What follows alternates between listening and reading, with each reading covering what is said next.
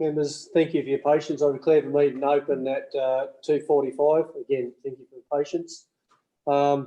Councillor Kingham has said if I start to speak a bit soft, just let me know and I'll speak up. Okay, Council, collective acknowledgement of country. Council acknowledges, excuse me, the traditional custodians of the lands where we work and live. Council celebrates the diversity of Aboriginal peoples and their ongoing cultures and connections to the lands and waters of the New South Wales Central Tablelands. Mr GM, could you explain about recording of meetings, please? Mr Chairman, members and the public are advised that the proceedings of this meeting, other than any confidential matters, is being recorded and made publicly available on the Council website, and persons attending the meeting should refrain from making any defamatory statements. Thank you, Mr GM. Mr GM, do we have any apologies? Mr Chairman, we have an apology from member Councillor Ring. I've moved and seconded. Councillor McKibben, Councillor Reynolds, all for? That's carried, thank you. Confirmation of minutes of the ordinary meeting of the 13th of November 2020. I've moved and seconded. Councillor McKibben, Councillor Fry, all for? Against, carried, thank you, councillors. Mr GM, do we have any disclosure of interest? None, Mr Chairman. Could I have a move and second, please? Councillor McKibben, Councillor Capel, all for? Against, carried, thank you. The Chairman's report, that will be held off in the confidential. Can I just have a suspension standing orders from someone? Councillor McKibben. Councillor Leslie, all for? Against, carried, thank you. Manager reports. First item, statement of investments as of November the 30th, 2020. We have a recommendation on the bottom of the second page. Can I have a move and seconder? Councillor Reynolds, Councillor McKibben. Any questions, councillors, members? No? Member McKibben? Thank you, Mr Chairman. So I think previously we talked about obviously looking at where we may need some additional expenditures because of the season. That's obviously been taken into account in the investments. I couldn't say specific maybe that's me. There was a reference somewhere to it. But how will that affect our investments going forward? We talk about the additional 26,000. Mr GM. Mr Chairman, in total there's $66,000. There's two components to it. One was roads and one was other. Yeah. So that will ultimately come out of the total invested as the year progresses and we draw down on it. Okay. So at the end of the year, you'll be $66,000 less than you otherwise would have been. Yes. Thank you. Yes, Supplementary question. Yes. Will that be proportionate per council on the percentage of contribution? So the roadside proportion would be, and the other component for assistance with aerial and roads and stuff, so not roads, aerial and those other issues doesn't divide up into council areas because it's not allocated that way. Any other questions, members? We have a recommendation there. All for? Against, carried, thank you. Item 2, legislative compliance register. We have a recommendation at the bottom of that page. Can I have a move and a seconder? Member McKibben, Member Fry. Any questions, members? Sorry, it's no question. Mr GM, have you got a... Mr Chairman, can I just draw your attention to the fact that the last time we considered this, there was just an issue raised about the title. My investigation was that is the title that the Audit Office wants us to have.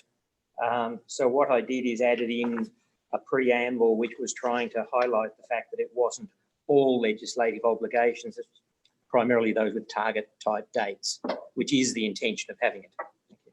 Member McKibben. Thank you, Mr Chairman. I was just following on from the gentleman. I was just about to say, I know the paragraph above that word's position or the heading position, which references that. And I was going to say that although the titles are maybe not as we discussed, but I understand why the paragraph was inserted as requested last time. I just did notice in one of the items, and I can't remember where it was, but I went through the appendices, there was a mistaken date, but it said something 2020 and had a 9 on the end of it. So it was just a typographical error. Member McKibben, we'll have a look through that appendix and fix that up. It was in the green, but I think it was in the green. Mr GM, Or it we'll might have been, say it might have been in the next one. All right, thank you. But I think it, it speaks for itself. Any other questions, members? We have a recommendation there. All for? Aye. Against, carried. Thank you. Item 3, agency policy and key documents register. We have a recommendation over the next page. Can I have a move and seconder? Council Member Reynolds, Member Fry. Any questions, members? Member McKibben? No? Oh, all right. Okay, if there's no questions, all for? Against, carried. Thank you. Item 4, code of conduct complaint statistics report. Have a move and a second. Member Leslie, Member McKibben.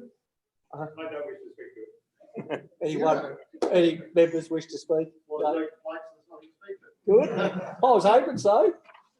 Unless you're disappointed with that. We have a recommendation there. Members, all for? Against, carried. Thank you very much. Item 5, County Council meeting schedule for 2021. We've got a recommendation there. Can I have a move a second of members? Member McKibben, Member Reynolds. Can I just propose an amendment? Yep. Or What? an addition, rather. Addition. Yep. For the 26th of November, I would suggest, given it's a new county council and they want to potentially set their priorities after the first meeting in October, Yep. that it might be actually added as a workshop for the new county council to sort of have a look. Whoever is on that new county council, we've got elections on the 4th of September. So the 8th of October will be an election to the county council meeting. And so logically, to probably put a workshop there to set the agenda for the next 4 years, or 3 years. Any other members happy to have that? Did you? Mr. Chairman, I do recall that was mentioned at the last meeting, but I may have misunderstood. I took it that we'd leave it for the new council to decide if they wanted it, but that's a bit hard for them to decide when they're actually at the meeting. Look, I guess, yeah, put it in there and then, so You can always pull it out. Yeah. to clarify, so on the date of the 26th of November, it may be prior or after, Okay. have a working party? Yep. Okay. Got a Member, question. Member Leslie, yep. I quite like meeting at Kelso. Is that anticipated that can't happen? Mr. Chairman, at the moment, so I've only based this on what we know today. So at the moment, it would be awkward, as changing every day, of course, the rules. We do think we can get back to Kelso. So anywhere it says Bathurst in the future, if things change, could be interchangeable with Kelso. And at that point, we would update it. There's Bathurst Council has put some new technology in there, which would allow us to, we think, to do exactly what we're doing here. So you'd still be able to have Zoom. It's just we have to be careful with the numbers because there's a lot more staff actually in those premises from Bathurst at the moment, and they don't want them contaminated. Do you think it's something that should, if possible, that you're in favour of, or is it the administration, so to speak, neutral on this issue? Mr. Chairman, as long as it's physically and technologically possible, we're more than happy to be at Kelso. So we're neutral in that sense. We would have to just test this out before the next, February meeting. I'll keep on to them about that. We could Oh, test. I think the February meeting should just go as a head. Yeah. We can raise that. Member McKibben? Could I suggest that after the February meeting where it says Bathurst, we put Kelso/Bathurst and all those other ones. Yeah, or we can just have a point put in there that if COVID rules have been lessened, that we will then revert back to Kelso. You're happy to do that way?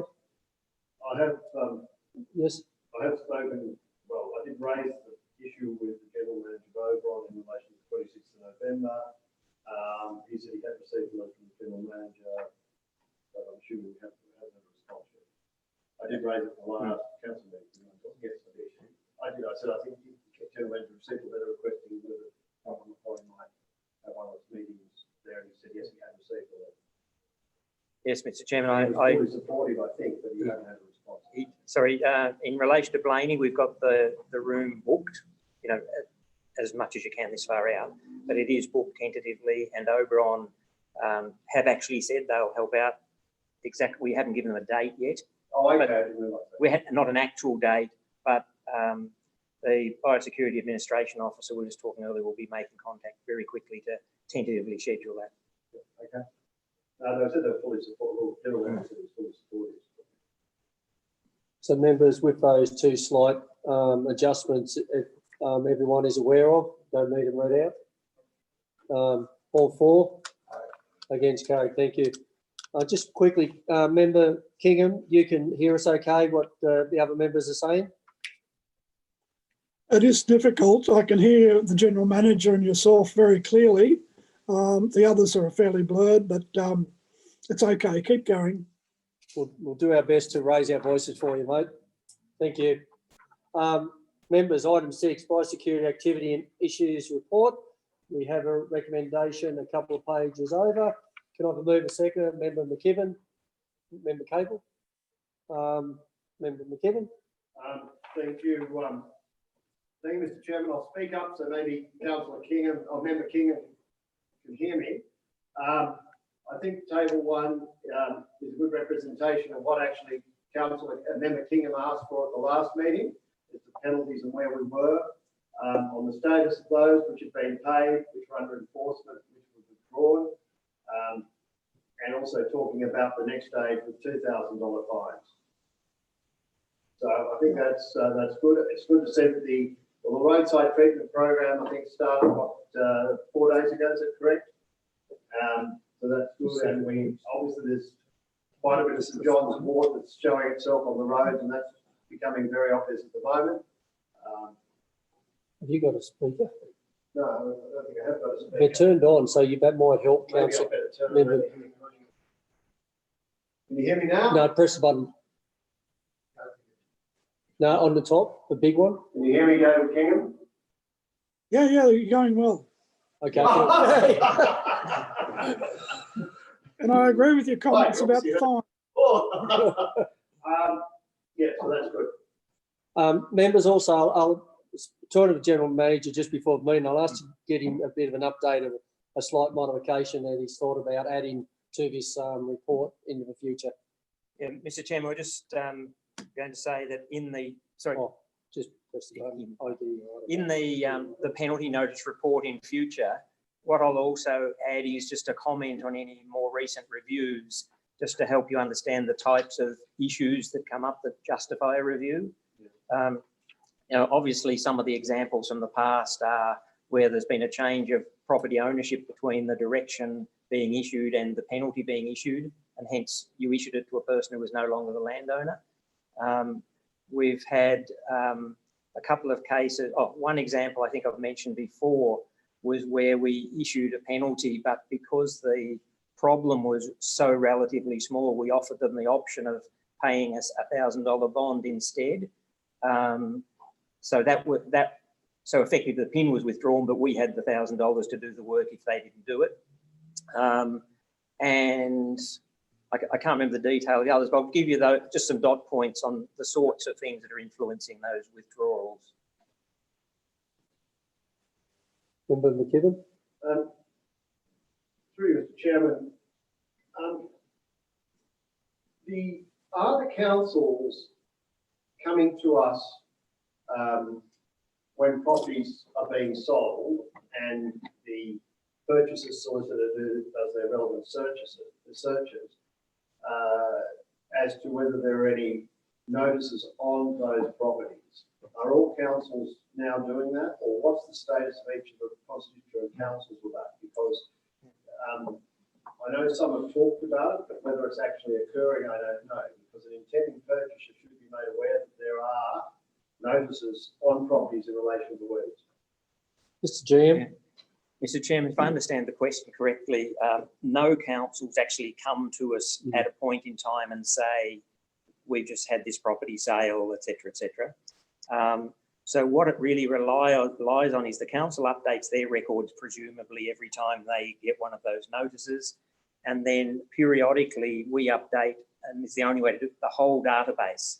So we go to the 4 councils, we ask them for a copy of their updated, presumably rate register, with all the property information on it, and then that gets uploaded into our system, and we then, from that point, know that there's a different landholder.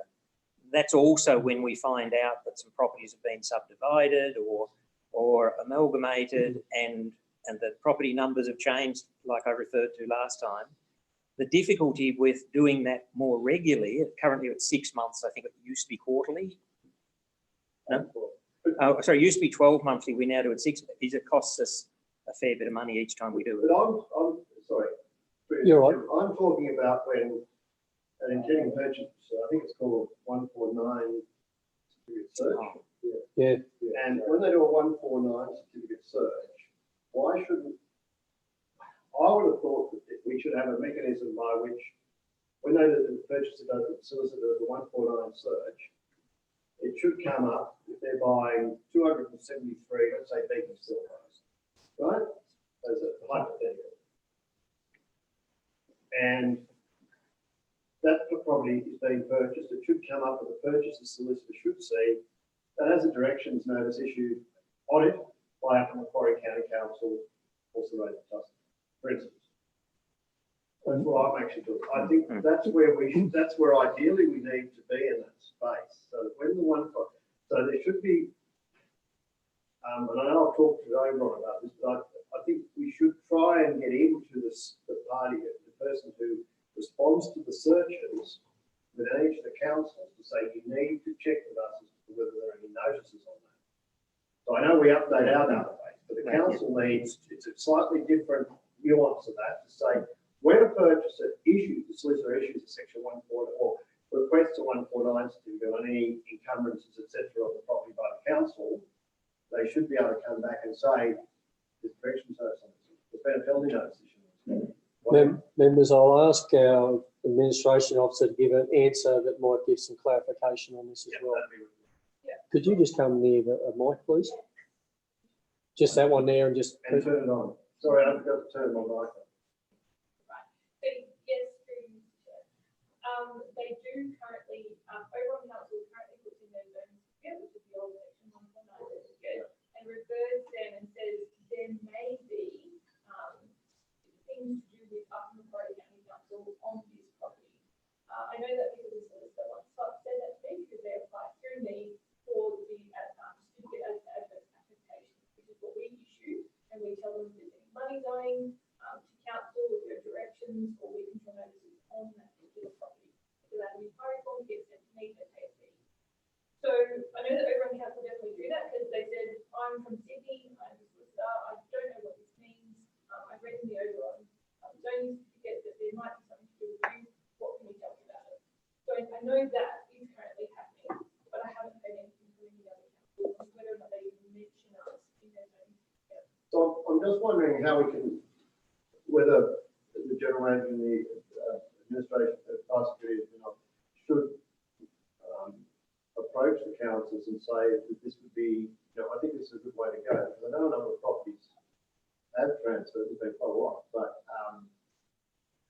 it's a bit like buyer beware. They should be aware that there's a notice on it. Members, to a bit of a background, this some time back I spoke to our council about a number of years ago and spoke to a state member. There's nothing that really says in requirements of purchases and that require, and that's where we actually need the strength in a document there. It doesn't stop myself asking the general manager to ask our constituent councils would they put that as a requirement. But yeah, we actually chased to see if we could get it as a requirement on any purchase. I So understand it's not a legislative requirement at this stage in the state government, but I think we should be encouraging our constituent councils to add that piece because buyers should be aware, and I think it's going to be easier to enforce any notices we have on a property where that purchaser is aware of the existence of that notice or direction when they buy that property. yes, Member Reynolds. I'll try and use the microphone, so hopefully Councillor Kingham can hear us, or Member Kingham. Firstly, on this issue, does the clock actually stop and start at the beginning again when a property is sold? So, Yes. Or is it continuing to tick? Mr. Chairman, so in relation to the Biosecurity Act, the directions that we issue and the penalties are actually to the landholder or holders. So if they sell the property, although the presence of a notice or a penalty is a good indicator for a new buyer that there's a problem, it doesn't actually transfer to the new owner. So in a sense, we need to start the process again. But what we've sort of been doing is saying, well, we're not going to go right back to scratch. We're going to inform people straight away with a new direction, but give them a bit more reasonable time to attend to the matter, because they ought to have known, and the conveyancing regulation says that the previous owner ought to have told them, and it's deemed that they have been told. So, Member McKibben? Yeah, and thank you, Mr. Chair. That's exactly my point. That if the purchaser is fully aware that we could certainly shorten the instigations proceedings on the new owner. Yeah. And because if we make sure the purchaser is aware and we talk to our constituent councils to bring it up as part of the search that has to be done, then it strengthens our hand right across the thing in being able to quickly act on the new owner. Well, members, would everyone be happy for moving a second to this, that we add a point that we as the Upper Macquarie County Council, through the General Manager, seek to have discussions, firstly by letter to our request, to move forward to see if we can encourage them to have this as part of their searches. Yes. So, Member Reynolds. So, moving and second, was happy with that? I'm certainly happy. Yep. Member Reynolds, sorry. No, I had some other questions. Yep. Have we finished on this before? if I can just make one comment. Can- Mr. Chairman, and I'll just, what I'd say, I can definitely contact the GMs. I'm sure we can arrange something like Oberon at the minimum. I think that is definitely achievable, to say a reference to Upper Macquarie. What I'm not quite sure about, and I'd have to check, is given that the conveyancing regulations specifically say there is an adverse affectation certificate that relates to biosecurity issues, I suspect that's the certificate that should be the one that's actually issued to a purchaser to say there is or isn't something there. So if we can try that pathway, it should enhance things. I think that, sorry, Mr. Chair, I think there is a means through that, because I think then that places an obligation sort of on the council to come to us to see if there is. I'm not sure. Because that certificate has to be issued by the And council. we've got very good up-to-date registers now. So, yep. Member Reynolds, sorry. Sorry. So one quick correction on the status of penalty infringement notices. So that actually adds up to 23 and 22. There's 15 and 8. So I should have 7 and 15. The next question is with regard to local roadside treatment program. I'm wondering if the General Manager can give us an update on where we're up to in each of the 4 LGAs, or maybe the Chief Weeds Officer. And a follow-on, I have noticed with some roadside slashing that's just undertaken at the moment, that now when people are doing roadside slashing, as opposed to weed spraying, they actually now have flashing lights on the back of the ute that follows, and also 40-kilometre speed sign now on the back of that vehicle.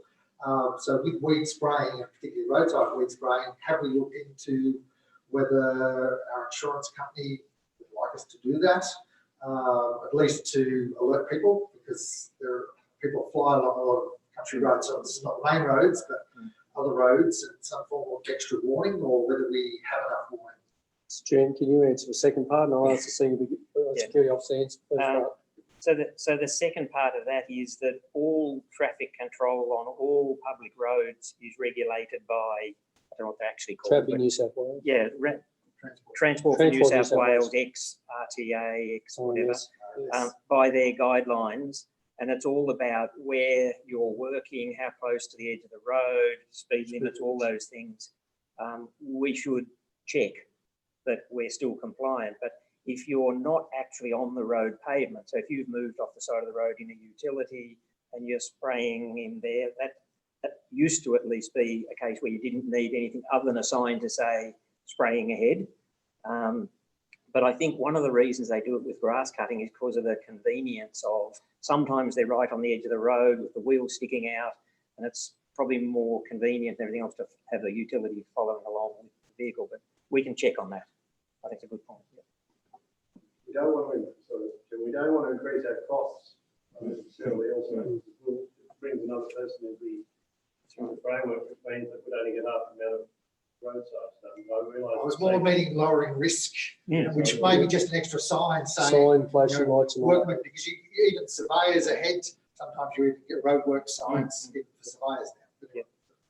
Chief Fire Security Officer, the first part of the question, yeah. Previous chair, yeah, so Hit the big button. previous chair. Yeah, so the roadside spraying commenced in the 4 council areas on Tuesday, the 1st of December.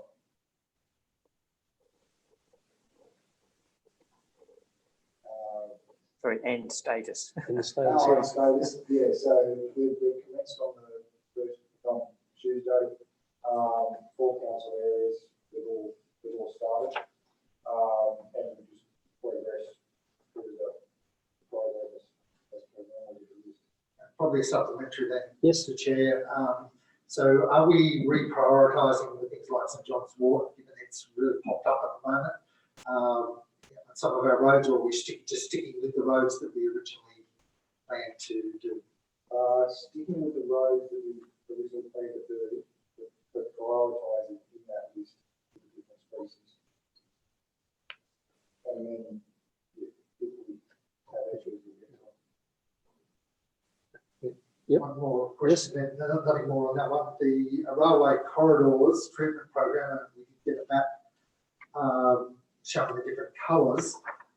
With the inspections that have not been undertaken yet, given the relaxing of COVID restrictions, are we any closer? And I just noticed when I drove down to this meeting today in Millthorpe, for example, just the railway line there, opposite the old flour mill, the blackberries are just coming over the neighbour's fence off the railway line and coming back in.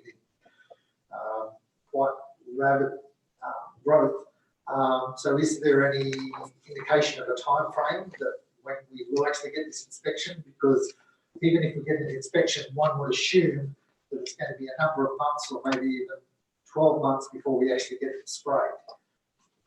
We've made contact with John Holland again. We're still waiting for confirmation back from them if we are allowed in. And then we'll work out dates to access it. And just speaking of John Holland, Mr. Chair, if I may, I do hear that the new tender will be announced in the next couple of weeks. I think they've missed out. Oh, that hasn't been announced. No, just someone they spoke to me the other day that they felt that. So, but anyway, so there may be someone else that we have to deal with. It's not John Holland, and hopefully there is an easy transition period across to any new organisation, because it was very hard to actually get into the door of John Holland for a start. I'll just let the general manager, please. Mr. Chairman, just on that issue, that obviously does present us with some possible complications, but that's the reason why originally all of the notices and everything we had, we actually serve it on the relevant director of the regional rail network.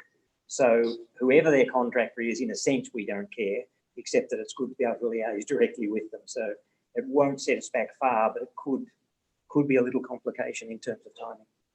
Member McKeven. Thank you, Mr. Chairman. Just following on from something I raised at the previous meeting, and the general manager's words, I have had to contact Claire in relation to something, and I spoke to her about working in with us with some field days next year in relation to revegetating areas, in particular aerially sprayed for ceramic plastic, and they're quite keen to do that. We've thought of that. I explained that probably could be up to 4 field days in different areas of the Macquarie area, and they work with us on that. Yep. One Reynolds. final You're right. comment with regard to communication and biosecurity. Just suggest maybe that we put that on the workshop agenda for next year to actually, the general manager and I have been talking about it. We've been getting good correspondence from Laney Shire, from landholders. So, yeah, I just suggest that we keep it on the radar and put it on the workshop agenda. No worries. Members, if there's no other questions, there was that extra little dot point that everyone was happy during it. So we won't read that again. So the recommendation up. Sorry, and we had another dot point. The- Recommendation with the general manager and the chief police fire security manager look at arranging field days with LRS. They're on board. All members are happy with that. Just add that as a club recommendation. Moving second is happy. Are we also dealing with the biosecurity communications? Is that a different item? That's all part of the one presentation. Well, so the biosecurity communications information issue, that presumably because we're getting these extra contacts, there's a cost involved. I mean, is it a significant cost? Because I blame the chairman for this. He's the one who's been pushing the Upper Macquarie County Council get out there and communicate. So if people are coming back with communication, I think he should take the blame. But I'm just wondering how much cost it is. Mr. Chairman, I think what I was obviously doing here was flagging the fact that it is showing up as a potential issue, and that does translate into cost/resources, but we can't quite quantify it yet. But what's also happening is as we become better known, part of this is about expectations now. We've had a couple of irate members of the community who wanted to know why there wasn't somebody just waiting at the phone, literally, to pick up the call. And, you know, it's very hard to explain to some people, you know, that we're actually not all sitting around waiting. There's hardly any of us to start with, but our job is actually primarily out in the field, and we call back from messages, etc. But as soon as those messages become too voluminous, we need to work out some better way of dealing with it. And we're looking at some of those technology solutions at the moment, but in the end, somebody still has to deal with them. And we could ultimately, for example, end up with one person full-time following up on incidental complaints. And I mean, like about I can't remember what it's called, but what's the plant in that? A privet, like all the privet problems in Lithgow and Bathurst, and not actually doing something that will achieve anything in that sense. Albeit I accept that privet's a problem for individuals. So all of the local councils have been so efficient in answering all of their questions and being so, you know, responsive to inquiries. I'm guessing. Would it be possible, for example, to contract one of the constituent councils to be the voice on the end of the phone, and then being able to direct them back? Well, no, I think you'd have to pay it. As a contract. I mean, if you just need one, and then for them to however get their list of complaints, etc., or responses, and head it back at an appropriate time each day for response by Upper Macquarie County Council staff. Mr. Chairman, just on that, so what, I know I didn't give away sort of too much. We're actually looking into these sorts of options at the moment. And I suppose I was just going to keep them as a bit of a package for the workshop, because there's some related issues that need to be talked about. But even today, we had a meeting with some IT fix-it people, because we've got a number of IT things to be finished off, as you know. And they were saying that how nowadays it is so easy for us to basically control our incoming calls in ways we would never have imagined for a small organisation. So I mean any of those options, like, you know, the press one for if you want to get to your local biosecurity officer, or press two if it's to buy some chemicals.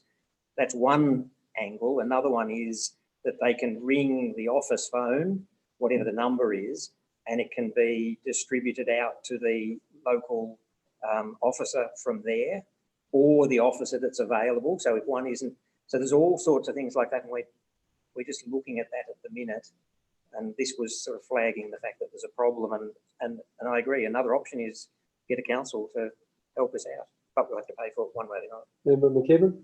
Thank you, Mr. Chair. I think one of the things we have to be careful about is that some of these people who are looking a lot of the follow about these weed issues. The last thing you want to give them is some voice machine that says, please leave a message now, and we'll get back to you as soon as possible, because I can just see the level of fury of some of these people sort of going, there'll be really cloudbursts. So we do have to be careful, noting who, a lot of the people out there, farmers, etc., who will be making these complaints. We just have to be aware of how we cope with them. I mean, even the concept of dialing 1 for this, 2 for this, 3 for this, could raise the level of angst somewhat. We all have to deal with it, I know, and we've all had the Telstra problems and the power company trying to lodge a complaint, and by the time you wait on for about 40 minutes and get to someone in the Philippines, it's particularly irritating. So we do have to take some cognizance of not sort of exacerbating the issue. If we finish that issue, I'd like to raise one other issue. Yep. Kevin? Just on the area above where we talked about weeds of community concern, I know there's been an unbelievable amount of complaints about thistles, in particular Scotch, nodding thistle, and some other things. And these are weeds of community concern, but again, if they're in areas where these are not widespread, if we don't contain them in the areas where they are at the moment, they're going to spread widely. So I don't know how we do it, but I think some priority has to be given there. If, for instance, the Scotch thistle is endemic throughout the area, well, it's not really a biosecurity risk then to those people who've already got it. It's more or it's fully infested, if it's already infested their properties. But if there's a property or several properties with it on, but the surrounding properties don't have it and want to keep it out, it's a different biosecurity risk issue than, so I don't know how we deal with that from a point of view. We have to be cognizant of that issue, I think. Mr. Chair.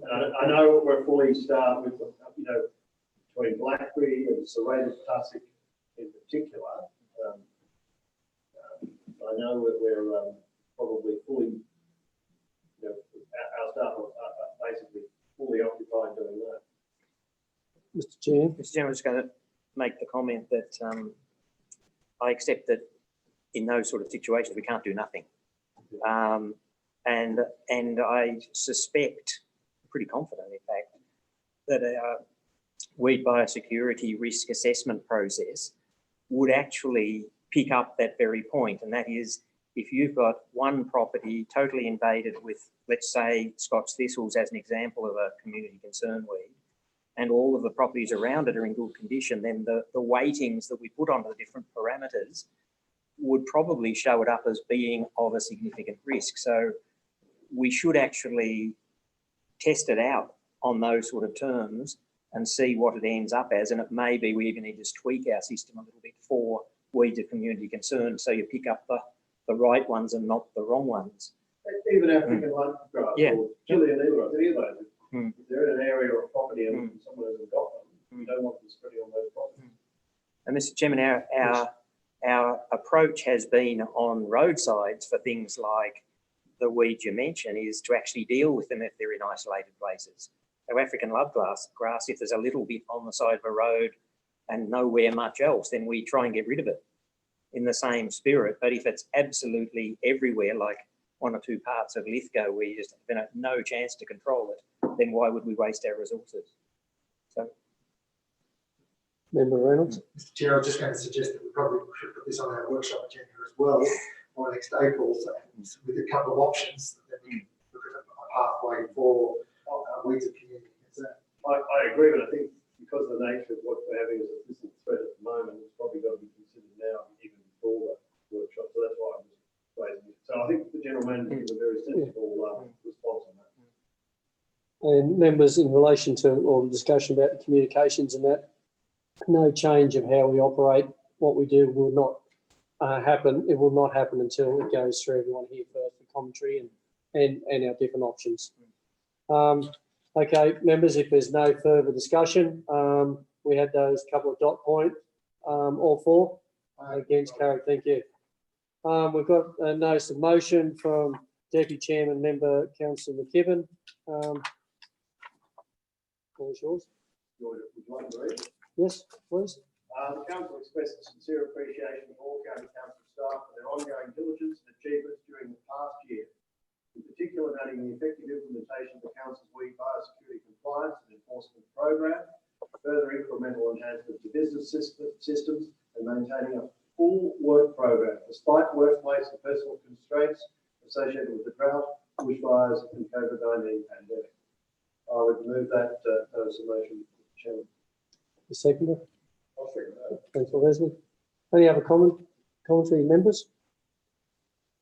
Oh, Yep. you wish to speak? Well, I think it speaks for itself. That's actually it. So do I. I think it's a congratulations for putting this up. It's a wonderful thing, and we certainly need to have it on the record. The staff here have just worked tirelessly in difficult times and difficult years, difficult conditions in a very difficult year. And we just hope that next year will be slightly easier in all aspects. So it's so well done to everyone. Lisa. And we just need to be very grateful and thankful for the staff we have. Member Reynolds. Just a follow-on question. I understand that we've lost one of our weeds officers who's retired. Maybe the General Manager could just outline, it was mentioned that it may not be till next year that we start the recruitment process. But the General Manager could just outline whether we've started it or we're going to hold off till next year. Mr. GM. Yeah, Mr. Chairman, where we're at is we've nearly reviewed and redrafted the position descriptions just to make sure they're up to date. We've got an advertisement ready to go. So I'm expecting within the next week, we'll actually put an advertisement out.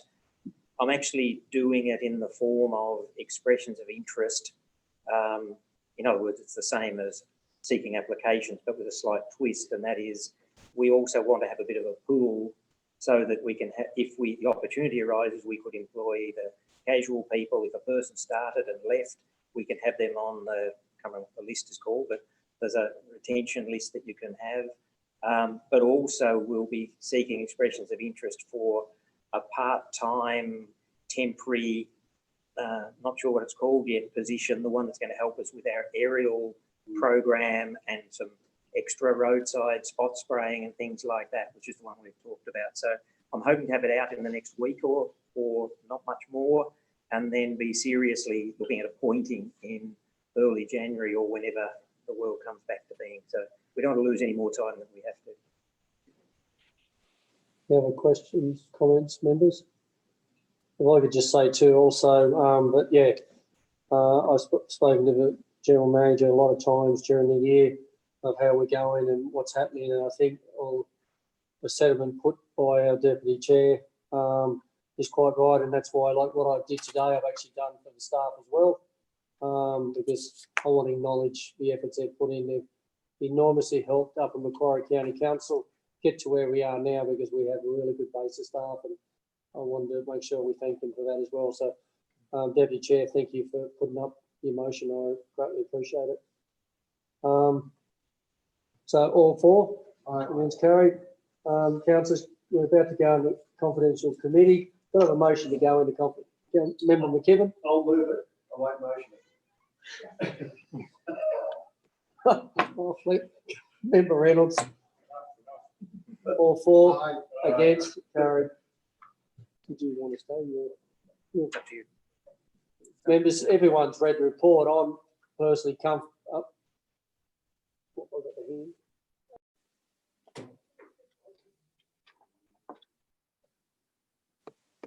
You comfortable with that? Yep. If you would.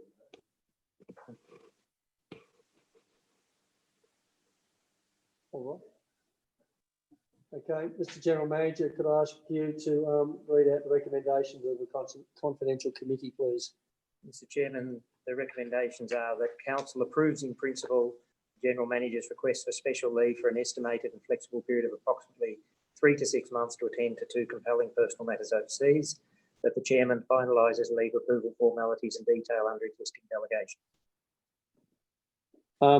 And just before I do the vote, just so that the 2 members that voted against can, I'll ask the question if you want yours recorded as a no.